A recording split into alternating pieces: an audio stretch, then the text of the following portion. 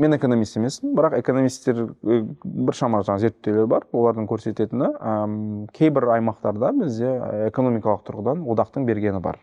Жаңа сауда қарым-қатынас, мысалы, әсіресе Ресеймен шекаралас аймақтардағы қарым-қатынас анағұрлым өскен, немесе Қырғызстанмен шекарадағы қарым-қатынас анағұрлым. Бірақ одан бөлек негативті тұстар да көп экономикалық тұрғыдан. Мысалы, біріншіден, кедендік тариф Еуразиялық экономикалық одақтың периметр бойынша бір тариф, бір текті тариф болды. Бұрын бізде ол тариф Қазақстанның өзінің кедендік тарифі төменірек болатын. Енді Еуразиялық экономикалық одаққа кіргеннен кейін ол тарифті біз Ресейдің тарифына теңестірдік та біз көтердік. Яғни бізге Қытайдан тауар келетін болса, Қытайдан келетін тауардың тарифі көтеріліп бізге қымбат бағамен кіреді. Ол біріншіден. Сол себепті Қытайдан келетін немесе басқадан келетін, сырттан келетін тауарлардың бағасы өседі бізде. Ал соларға, яғни оларды мен қарым-қатынас жасау немесе жағынан сәл қиындау болады. Ал Ресейден келетін тауарларға бізде тариф жоқ енді.